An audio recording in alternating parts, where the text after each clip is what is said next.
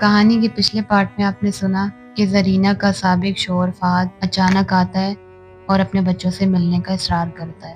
اب باقی کی کہانی سنیے۔ 5 سال بعد ایک دن فہد اچانک ہمارے گھر کے دروازے پر آیا اور کہا کہ میں اپنے بچوں سے ملنے آیا ہوں۔ ہم نے اس بات پر اعتراض نہ کیا کہ وہ اپنے بچوں سے ملنے کی آرزو رکھتا ہے۔ یہ تو ماں کی طرح ہر باپ کا بھی حق ہوتا ہے کہ اپنے بچوں سے ملے، لیکن ہمیں اعتراض یہ تھا کہ وہ اپنے بچوں سے ہمارے گھر میں نہ ملے، بلکہ ان کو باہر لے جا کر ان سے ملے اور پھر چاہے تو واپس چھوڑ دے۔ زرینہ بچوں کو باہر نہ بھجواتی تھی۔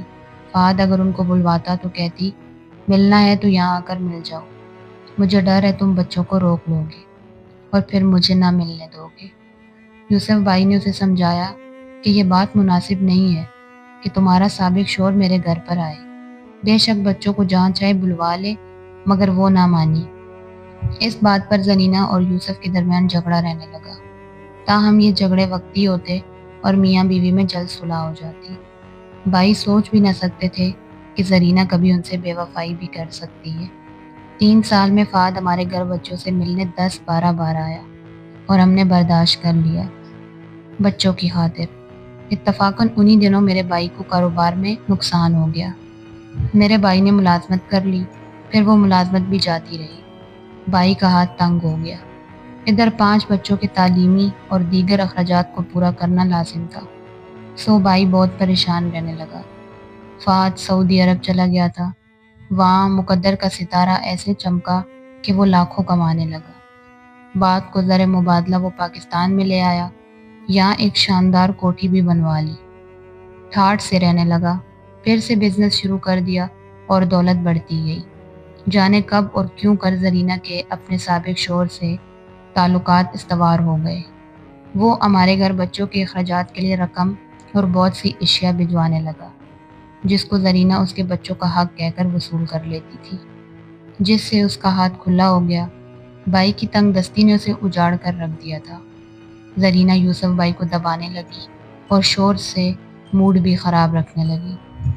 بھائی کی زندگی میں آہستہ آہستہ زہر گھلنے لگا۔ ادھر قسمت کا چکر ایسا تھا کہ ہزاروں کوششوں کے باوجود یوسف کے ذرائع آمدنی ختم ہو گئے تھے۔ رفتہ رفتہ وہ کوڑی کوڑی کا محتاج ہو گیا۔ جب بیوی کو فہد کا بھیجا ہوا پیسہ لینے سے روکتا تو وہ لڑنے لگتی کہ 5 بچوں کو بھوکا مارو گے، آخر ان کو کہاں سے کھلاؤں؟ جب کمانے لگو گے تو پھر میں فہد کو تحفے بھیجنے سے منع کر دوں گی۔ اب اگر اپنے بچوں کی خاطر خرچہ بھجواتا ہے، تم کو کیا تکلیف ہے؟ تم خود تو خرچہ اٹھا نہیں سکتے۔ اس کی بات بھی صحیح تھی، لیکن بھائی کی غیرت بھی گوارا نہ کرتی تھی کہ محض روپے کی مجبوری کی وجہ سے فہد سے زرینہ رابطے میں رہے۔ بھابھی اب اپنے سابق شوہر سے فون پر بات چیت بھی کرتی، بلکہ اکثر بغیر بتائے گھر سے چلی جاتی تھی۔ کوئی پوچھتا کہ کہاں گئی تھی تو الجھ پڑتی۔ اکثر اپنے پہلے والے دنوں میں بچوں کو امرا لے جاتی، ان سے پوچھتے کہاں گئے تھے، وہ بتاتے کہ اپنے ابو کے پاس گئے تھے، انہوں نے فون کر کے بلوایا تھا، امی لے کر گئی تھی۔ یوسف بھائی ان بچوں کو روکتے، وہ کہتے کہ آپ کیوں روکتے ہیں، ہم سگے ابو سے ملنے جاتے ہیں، آپ تو ہمارے سوتیلے ابو ہیں۔ بتا نہیں سکتی ان دنوں یوسف کس قدر اذیت کا شکار تھا۔ اس کا دل ہر دم روتا تھا۔ وہ گھر جو کبھی جنت کا نمونہ تھا، اب جہنم بن چکا تھا۔ ہم یہ تصور بھی نہ کر سکتے تھے کہ زرینہ ہمارا گھر چھوڑ کر چلی جائے گی۔ اگر 2 بچے فہد کے تھے تو 3 بچے اس کے پاس ہمارے بھی تھے۔ ان بچوں کی جدائی کے خیال سے ہی ہم نیم جان ہونے لگتے تھے۔ ایک روز بھائی نے زرینہ کو بازار میں فہد کی گاڑی سے اترتے دیکھ لی۔ وہ وہاں شاپنگ کرنے گئی ہوئی تھی۔ اس روز بہت جھگڑا ہوا۔ بھائی نے وہ سب چیزیں ادھر ادھر پھینک دی جو وہ ہمارے بچوں کے لیے بھی لائی تھی، کہ یہ چیزیں اس نے فہد کے پیسوں سے خریدی تھی۔ جب بڑے 2 بچوں کے لیے خریدی تو چھوٹے 3 کے لیے بھی ویسی ہی خرید لیں۔ وہ تو سب کی ماں تھی۔ یوسف بھائی کو یہ بات گوارا نہ تھی۔ وہ چلانے لگے کہ تم کو یہاں رہنا ہے تو فہد کے بچے اس کے حوالے کر دو، ورنہ میرے بچے ادھر چھوڑ دو اور چلی جاؤ۔ زرینہ بھابھی خوب روئی۔ بالآخر یہی فیصلہ ہوا کہ وہ سابق شوہر کی اولاد کو اس کے حوالے کر دے گی۔ فہد کے بچوں کو ان کے والد کے حوالے کر دیا گیا، لیکن اس کے بعد بھابھی کو ایک پل چین نہ تھا۔ وہ اندر اندر بچوں کی یاد میں گلنے لگی۔ اس کا حال مائے بے آب کا سا ہو گیا۔ اس نے کہہ دیا کہ وہ بچوں کے بغیر نہیں رہ سکتی۔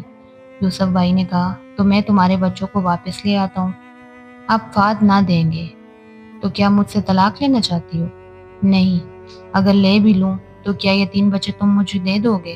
بھائی بولے ہرگز نہیں، میں اپنے بچے کیوں دوں؟ میں ان کے بغیر نہیں رہ سکتا۔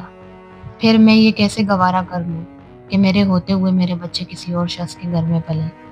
اس طرح جھگڑا بڑھتا گیا۔ آخرکار بھائی نے تینوں بچے رکھ لیے اور زرینہ بھابھی کو طلاق دے کر روانہ کر دیا۔ وہ فہد کے گھر چلی گئی اور اس نے اپنے سابق خاوند سے دوبارہ نکاح کر لیا۔ سال بھر بھائی کے بچوں کو میں نے سنبھالا، مگر وہ وہاں کو نہ بلا سکے۔ وہ ناخوش اور بیمار رہنے لگے۔ بالآخر سب سے چھوٹا میرا بھتیجا بیمار رہ کر فوت ہو گیا۔ اس کے فوت ہو جانے سے بھائی کے دل پر گہری چوٹ لگی۔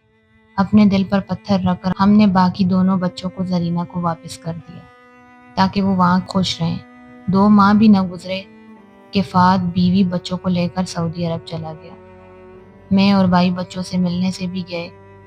اس کے بعد یوسف بہت تنہا اور اداس ہو گیا۔ اس نے میرے اصرار کرنے پر دوسری شادی نہ کی۔ رفتہ رفتہ حالات سنوارنے کی کوشش میں لگ گیا تاکہ اپنے بچوں کو خوشحال ہونے کے بعد واپس لا سکے۔ حالات تو سنبھل گئے مگر بچے واپس نہ آئے کیونکہ وہ ماں کے پاس رہنا چاہتے تھے۔ ہمیں ہی صبر کرنا پڑا۔